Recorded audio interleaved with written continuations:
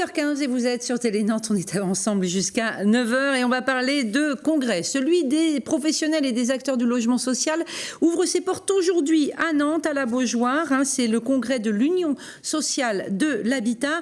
Un congrès qui vaut la visite de Manuel Valls. Le Premier ministre se déplace avec la ministre du Logement, Emmanuelle Causse. Il devrait faire le bilan des actions en matière d'habitat social. Alors bien évidemment, un Premier ministre qui vient en ce moment à Nantes, eh bien c'est tendu parce qu'en toile de fond, il y a la protestation depuis le printemps contre la loi travail et puis il y a la possible expulsion, évacuation de la ZAD. Du coup, des manifs sont prévus. Cet après-midi, ce seront les syndicats qui défileront et appellent à un rassemblement à 15h30 près de la salle festive de Nantes-Erdre. Le collectif Nantes Révolté, lui, prévoit un rassemblement ce matin au centre-ville quartier Bouffay. Il rejoindra ensuite les syndicats. Et puis les opposants au congrès Climate Change, eux aussi, promettent de venir interpeller Manuel Valls. Résultat des courses de tout ce monde autour de la Beaujoire, eh bien, les bus vont circuler difficilement. La TAN annonce déjà que la ligne C6 sera coupée en deux au niveau de la station à Luchère. La ligne 75 est déviée dans les deux sens entre Rivière et Cimetière Saint-Joseph.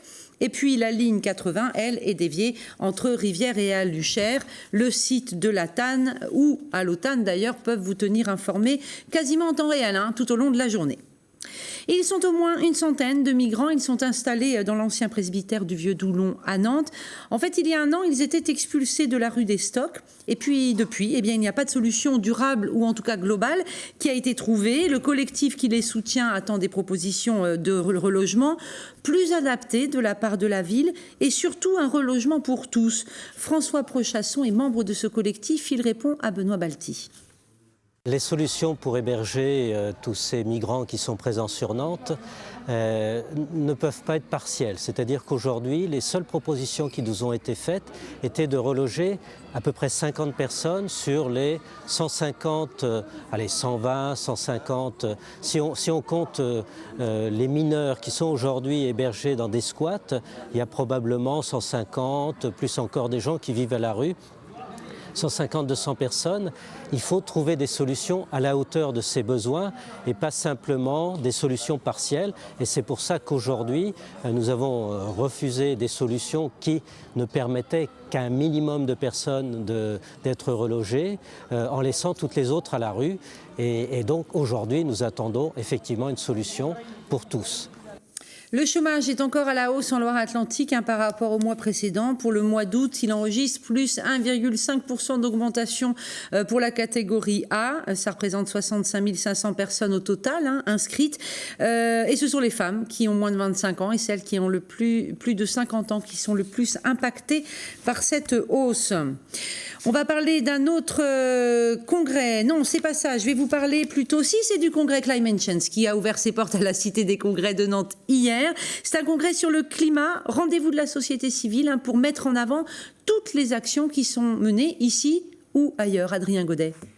Entreprises, ONG, fondations, une cinquantaine d'acteurs de la société civile viennent proposer leurs solutions contre le dérèglement climatique. L'association La Ressourcerie de Lille travaille par exemple à la réutilisation d'objets du quotidien. L'idée, c'est de pouvoir aussi prendre un peu des contacts et parler de cette initiative-là pour pourquoi pas essaimer un petit peu ces idées-là sur le territoire. C'est pas que quelque chose de marginal. Maintenant, les tendances de consommation ont évolué. On est une association, on travaille sur le réemploi, on est professionnel, on a les épaules du coup pour gérer ce type d'activité.